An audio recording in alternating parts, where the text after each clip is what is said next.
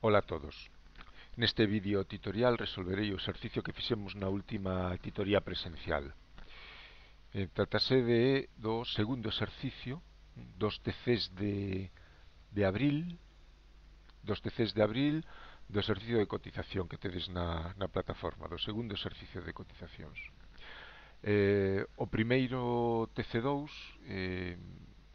xunto co recibo de liquidación do mes de marzo, subireino tamén a plataforma para que o vexade resolto, pero non comento a súa resolución porque é moi sinxela.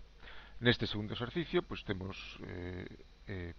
os mesmos traballadores que no primeiro, nas mesmas circunstancias, pero ademais temos un traballador cunha baixa por enfermedade común e outro traballador cunha baixa por enfermedade por accidente de traballo. Bueno, iniciamos entón a resolución do exercicio. Bueno, eu xa teño metidos algúns datos para non perder tempo a hora de cumplimentalo. O que si vou facer vai a ser ir resolvendo este exercicio seguindo as normas de cumplimentación do modelo TC2, que tamén tedes na plataforma. As instruccións para cumplimentar o TC2. Estas instruccións eran cando había que facer o TC2, había que cumplimentalo, había que cubrilo. Agora, este documento se fai ou ben por medio dos programas de xestión de nóminas ou directamente na páxina da Seguridade Social. Polo tanto, hai cousas que xa non temos que facer, porque xa se encargan eles de cumplimentar.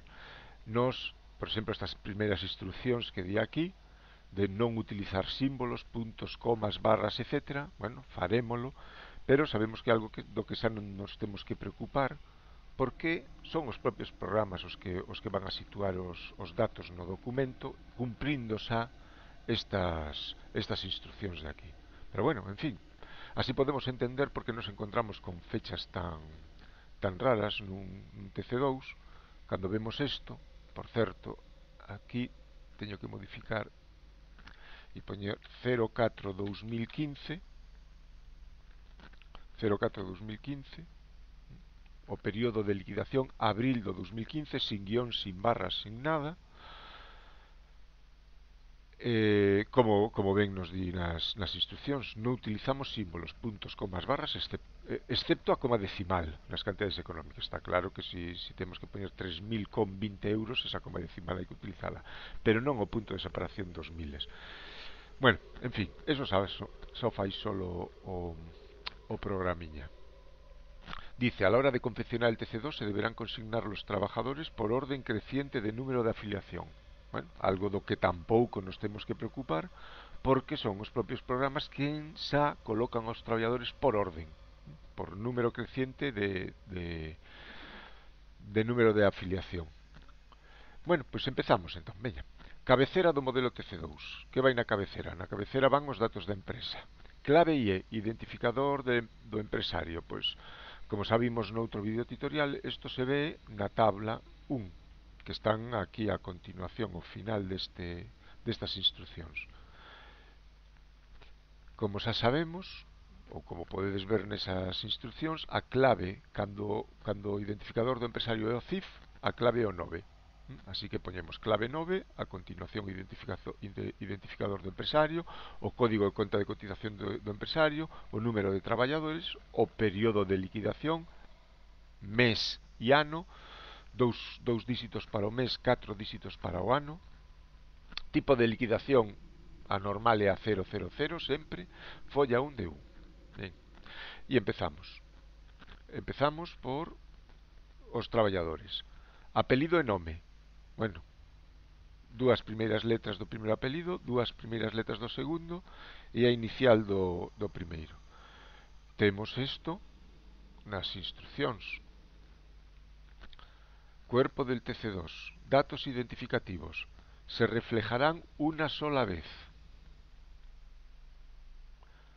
por cada trabajador, independientemente del número de líneas. Se necesitamos poñer máis de unha liña, non hai que repetir os datos do traballador. Apelidos e nome. Se escribirán en mayúsculas as dúas primeiras letras significativas do primeiro apelido, sin ter en conta preposicións nin artigos. Se eu son Roberto González de Besada, o DS, nos olvidamos del. As dúas primeiras letras do segundo apelido, se non houbera, se deixaría en blanco. Un estranxeiro que non ten segundo apelido, pois non se colocarían, e se meterían dous espacios en branco, e por último a primeira letra significativa do nome. Ben, a continuación a clave IPF, identificador da persoa física. Cando é o DNI, cando é o NIF, o código é o 1. Así que situamos aí, deixame mover isto, situamos aí o 1 e poñemos o DNI da persoa física. Se fose un traballador estranxeiro, habría que poñer o NIE, e a clave do NIE é o 3, creo. Non nos acordamos das claves, o único que temos que ir a velas aí nas instruccións do TC2. Número de afiliación á Seguridade Social. Fixadevos aquí, eu xa teño os 4 traballadores que vou meter e están ordenados por número de afiliación á Seguridade Social, de menor a maior. Vale. E empezamos aquí, a parte importante. Este primeiro traballador,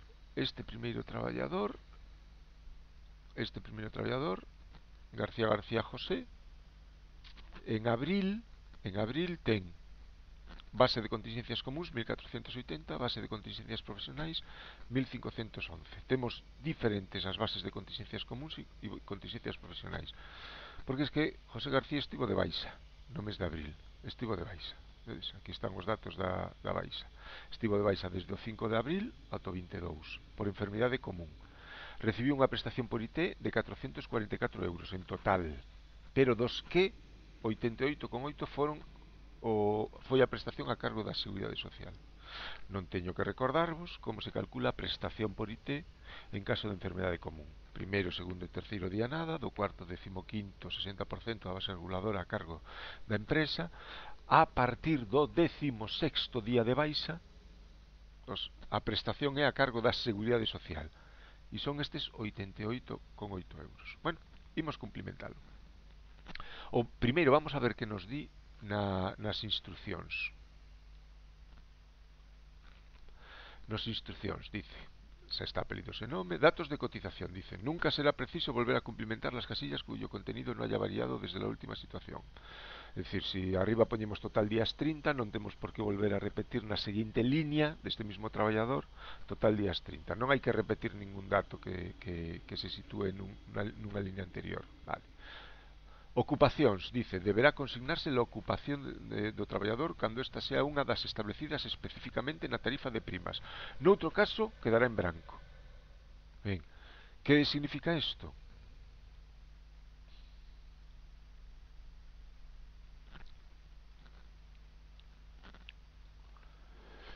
Por accidente de traballo e enfermedade profesional, as empresas teñen que cotizar polos traballadores en función da actividade da empresa. Pero, se un traballador nunha empresa de construción, isto xa o expliquei, realiza algunha tarefa destas que ven aquí abaixo, algunha ocupación destas de aquí abaixo, van a ter uns tipos diferentes de cotización que o resto dos traballadores da súa empresa. Bueno, pois aí nos está dicindo que solo colocaremos a letrita esta cando o traballador estea nalgúna destas circunstancias. Para os traballadores con traballo exclusivo de oficina, ocupación A. Pois ben, o que nos dicían as instruccións é que colocaremos estas letritas aos traballadores que teñamos que poñerlle as letritas. Os traballadores que realicen a actividade propia da empresa non hai que poñerlle o código de ocupación da empresa. Dice ali que queda en branco. Nos TC2 que sacan nómina Sol, sin embargo,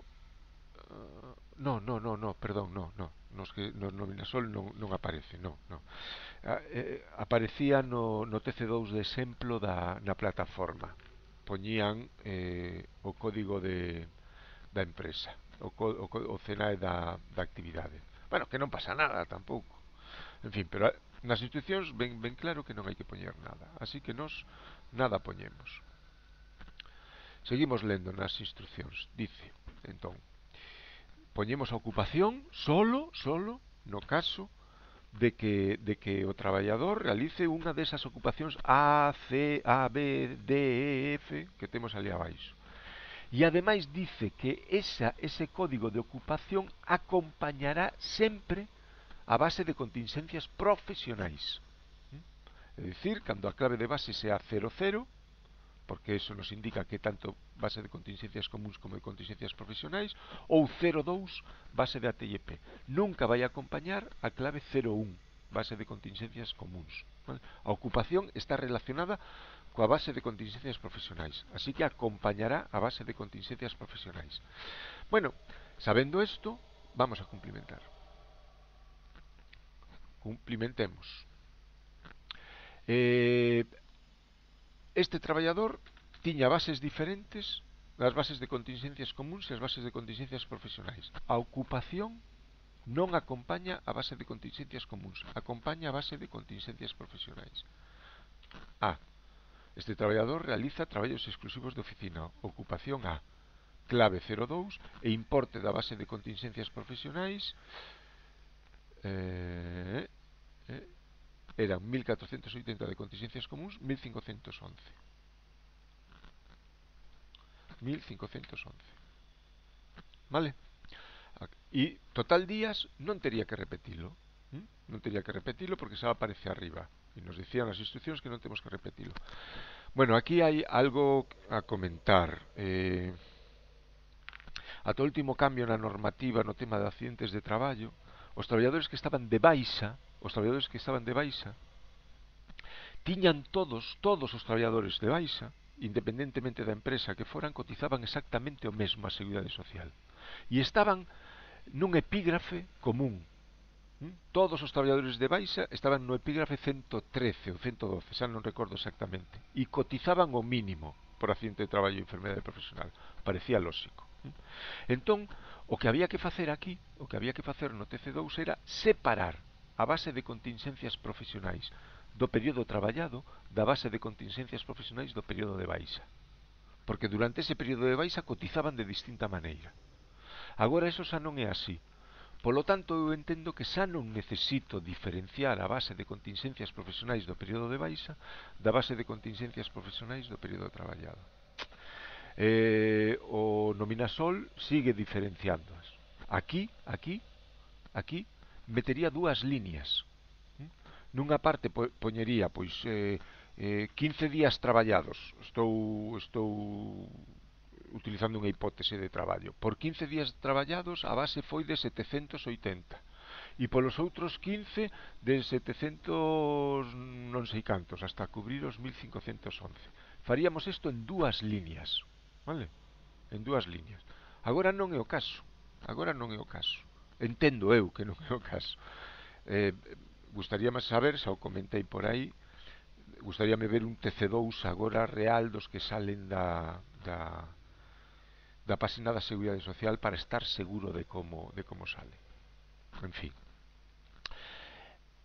Para nós, para este exercicio, ademais poño no enunciado, non vamos a diferenciar entre base de contingencias profesionais dos días traballados e base de contingencias profesionais do período de baixa. Metemos a base de contingencias profesionais inteira.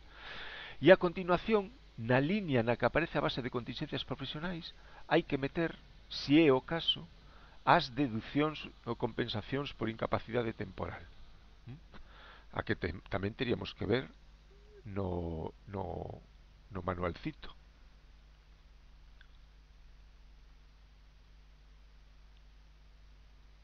Deducciones y compensaciones. Dice, se situarán de la siguiente forma en relación al resto de los datos del trabajador. Se consignarán en la misma línea en la que se haya anotado la base de accidentes de trabajo y enfermedad profesional. Código 02, por cierto. Por cierto, espera. Está bien.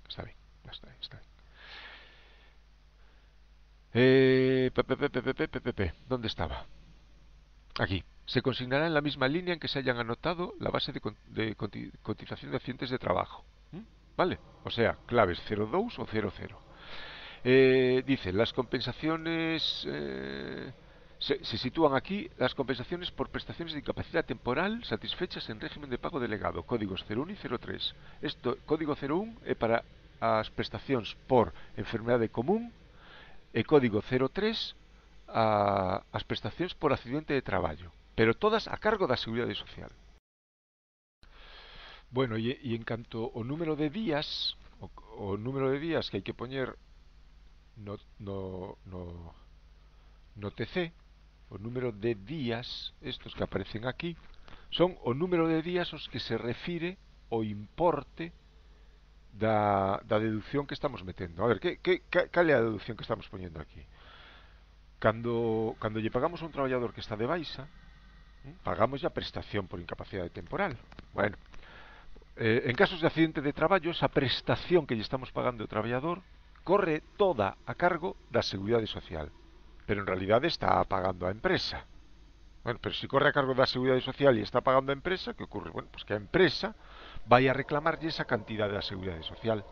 E cando lle reclama esa cantidade da Seguridade Social? Pois agora, metendo aquí, no TC2. Dice, Seguridade Social, debesme esta cantidade que eu lle paguei ao traballador. Nos casos de enfermedade común, é a prestación que lle paga o traballador a partir do 16º día da baixa. Ata o 15º día da baixa, a prestación corre a cargo da empresa, así que non lle ten nada que reclamar a Seguridade Social. Pero a partir do 16º día de baixa é a Seguridade Social a que ten que pagar a prestación. Polo tanto, lle reclamaríamos a cantidade aquí. Ben, pois este importe é o referido a esa parte que lle corresponde pagar a Seguridade Social, esa parte que lle estamos reclamando a Seguridade Social. O número de días non son os días de baixa, sino os días da prestación, vale? E a data sin embargo, nos di aquí que en este campo se consignará la fecha de concesión de, aquí, saltamos aquí porque isto é outra historia, la fecha de inicio de la situación de incapacidad temporal. Fecha de inicio de la situación de incapacidad temporal, o sea, a fecha de inicio da baixa, non desde que empeza a cobrar a prestación a cargo da Seguridade Social, sino a fecha de inicio da baixa. Ben, se temos claras esas dúas cousas, pasamos a facer o TC. Primeiro, nos dicía que temos que situala na liña da base de contingencias profesionais, o sea, que nesta liña. No caso deste traballador, a baixa era por enfermedade común, clave 01. E o importe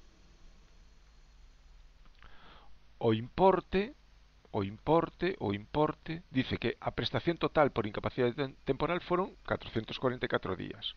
Pero solo 88,8 foron a cargo da Seguridade Social. O resto foi a cargo da empresa. Así que son estos 88,8 que lle temos que reclamar. 88,8, epa, 88,8. Bueno, cando empezou a baixa? O 5 de abril. 05, 04, 15. Aquí a data é 2 díxitos para o día, 2 díxitos para o mes, 2 díxitos para o ano, vale? É diferente que esta de aquí, por exemplo, que son 2 díxitos para o mes, 4 díxitos para o ano. E por último nos falta o número de días. Non son todos os días de baixa. Este traballador iniciou a baixa o día 5 e rematouna o día 22. Estivo de baixa do 5 ao 22. Estivo de baixa do 5 ao 22. Pois ben, polos 3 primeiros días de baixa non cobrou prestación. Do cuarto ao 15º día de baixa cobrou o 60% da base reguladora, pero a cargo da empresa. Así que esta parte da prestación non ya reclamamos. Só lle temos que reclamar estes 3 días a partir do 16º día de baixa. O día 20 de abril, o día 21 e o día 22. O 23 xa se reincorporou. A partir do 16º día de baixa, o traballador cobrou o 60% da base reguladora a cargo da Seguridade Social. Por estes 3 días cobrou eses 88,8 euros. Pois ben, por lo tanto, aquí temos que decir que estes 88,8 euros foron solo por eses 3 días. Do 16º día de baixa ao 19º, porque despois se reincorporou. Moi ben, pois xa temos este traballador metido. Completo todos os datos. Pasamos a Loloa. a Ana. A Ana López López. Ana López López tamén é unha traballadora con traballos exclusivos de oficina. No mes de abril ten unha base de contingencias comuns de 1.800 euros, unha base de contingencias profesionais de 2.000 e realizou horas extras de 200. Así que vamos a ter que meter tres líneas. Pues vamos a por ela. Tres líneas. Primeira línea. Clave 01, clave 01, importe da base 1.800, tipo de contrato 100. Segunda línea, base de contingencias profesionais 2.000. E terceira línea, horas extras que ten a clave 11, 200. Total días 30. Necesito repetir este 30 aquí abaixo? Non. Recordade que non había que repetir. Non pasa nada se o poñemos. Non pasa nada. É máis, queredes que vos diga, a mí me gusta. O que sí que non se pon para nada son días cando metemos horas extras. Para nada. Realizou durante 2 días horas extras, me dá igual, non se pon nada. Non se pon nada. Bueno, e a clave de ocupación ponse xunto á base de contingencias profesionais. Lista esta segunda traballadora. Pasamos ao terceiro traballador. Terceiro traballador que é Luisa Didil. Didil non ten nada de particular. Ten a base de contingencias comuns igual a base de contingencias profesionais e código de contrato 420. E non realiza traballos de oficina, realiza as tarefas propias da empresa, así que en ocupación non se pon nada. E cunha línea a solventamos. 990. Didil, 30 días en abril, clave 00, porque esta base que estamos poñendo aquí é tanto base de contingencias comuns como de contingencias profesionais. E o contrato 420. E por último nos vamos con Pepec. Pepec é Pérez Carlos. 30 días, ten as bases iguais, pero sabemos que estivo de baixa. Carlos Pérez estivo de baixa por accidente de traballo desde o 22 de abril, permanecendo nesa situación ata o rematar o mes. A prestación ascendeu a 126 euros. Como é un accidente de traballo, toda a prestación é a cargo da Seguridade Social. Bueno, pois empezamos. As bases son iguais. Polo tanto, poñemos aquí 00, o mes de abril 30, e eran 600 que? 630. Vale. Tipo de contrato 402, porque un contrato eventual por lo que sea. E agora vamos coas deduccións compensacións. Empezo polo importe. O importe da prestación por incapacidade temporal derivado do accidente de traballo, 126 euros. E cando iniciou a baixa? O día 22 de abril. 126 euros. 126 euros. E empezou a baixa o 22 de abril. 22, 04, 15. Solo me falta o código, a clave de deducción por accidente de traballo, de prestación por accidente de traballo, é a 03, a 01 por enfermedade común. E total días, a ver, empezou a baixa o 22 en accidente de traballo, vale? E o 30 de abril seguía de baixa. Recordade que o día da baixa en accidente de traballo considérase traballado. O día da baixa a empresa paga o salario normal. Entón a prestación empeza a cobrala o día seguinte, o 23. Polo tanto, este traballador cobrou esta prestación o día 23, 24, 25, 26, 27, 28, 29 e 30. 8 días. A partir do día 23 empezou a cobrar a prestación. A baixa foi o día 22, pero empezou a cobrar a prestación a partir do 23. Do 23 ao 30 son 8 días. 8 días de prestación por incapacidade temporal. Bueno, por último, solo nos queda sumar. Contingencias comuns. claves 01, 01 y 00. Sumamos esto, máis esto, máis esto, máis esto. 4.900. AT e P, claves 02 e 00. Así que esto, máis esto, máis esto, máis esto. 5.131. Horas extras, clave 11, o sea, esta. E agora, compensacións. Compensación por enfermedade común é a clave 01 das compensacións. 88,80. E compensación por accidente de traballo, as claves 03, 126. Así xa temos cumplimentado o TC2. Agora o que vou facer é o recibo de liquidación. O recibo de liquidación. Teño que trasladar todos estes datos que obtiven aquí, o recibo de liquidación. Vamos alá. Saco. Ben, base de contingencias comuns. Traio de aquí do TC2 a base de contingencias comuns. E lle aplico o 28,3%. Tedes os tipos aquí. Contingencias comuns, o 28,3%. Outras horas extraordinarias, resto de horas extras, as que non son de forza maior, pois as traslado do TC2. Están aquí. E lle aplico tamén o 28,3. O 28,3. Resto de horas extras, o 28,3. Vale. A continuación dice compensación por IT enfermedad común. Estas son as cantidades que teño que pagar por contingencias comuns, pero a Seguridade Social me debe unha cantidade por terlle pagado ao traballador a prestación por incapacidade temporal derivada da enfermedade común. Bueno, pois traio do TC2 de aquí. Aquí lle estou reclamando estes 88,8 euros que me deben. Polo tanto, o líquido de contingencias, polas contingencias xerais que lle chaman, polas contingencias comuns, teremos que pagar os 1.386 de contingencias comuns máis os 56 das horas extras menos os 88 que me debe a Seguridade Social. 1.354. Agora vamos con accidentes de traballo e enfermedade profesional. As cuotas por IT e cuotas IMS.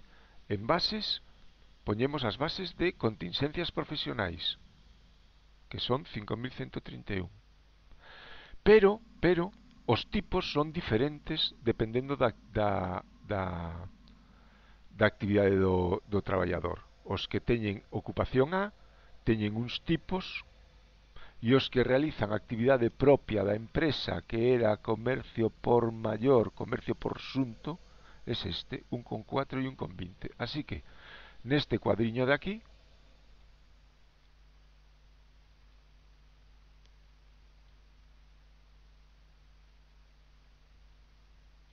neste cadro de aquí abaixo o que fago é coloco as bases dos traballadores que teñen ocupación A. Bueno, pois mira, igual a veño TC2, os que teñen ocupación A son este e este. Teño que sumar esta base de contingencias profesionais máis esta base de contingencias profesionais. Fixadeos por que poñíamos a ocupación xunto coas bases de contingencias profesionais, porque son esas as que sumamos, non as de contingencias comuns. Vale? Entón, os de ocupación A, 3.511.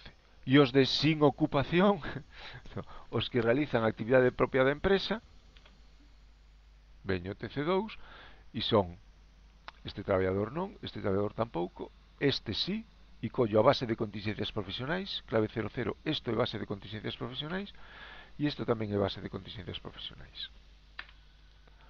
Chas, a suma destas dúas cantidades ten que darme a base de contingencias profesionais. E agora aplico os tipos. A ocupación propia da empresa, 1,40 e 1,20, que o temos aquí. 1,40 e 1,20, comercio por maior. E os de ocupación A, 0,65 e 0,35. Calculamos o 1,40 de 1.620 me dá isto, o 1,20 de isto me dá isto, o 0,65 total y después sumo. Estas son las cuotas IT y estas las cuotas IMS que traslado aquí arriba. Cuotas IT, cuota IMS, aquí está. Vale. Traslado estas dos cantidades aquí, cuota IT, cuota IMS. Esto é o que a empresa ten que pagar a Seguridade Social para cubrir os riscos de accidente de traballo dos seus traballadores. Pero, como tivemos un traballador de baixa por accidente de traballo e a empresa pagou a prestación por incapacidade temporal que lle correspondía a Seguridade Social, aquí vamos a decirlle, ei, que me debes cartos, Seguridade Social. Eu teño que pagarte isto por accidentes de traballo, pero ti me debes 126 euros. Estes 126, a prestación por IT por accidente de traballo. Así que aquí yo reclamamos, de maneira que o líquido por accidentes de traballo que temos que pagar son estes 45 máis estes 31 menos estes 126, que en este caso sale unha cantidade negativa. Bueno, e por último, polo resto das cotizacións, para que os traballadores desta empresa teñan dereito a desemprego, ao Fondo de Garantía Salarial e a formación profesional, temos que pagar unhas cantidades. A base sigue sendo a base de contingencias profesionais. Igual a esta.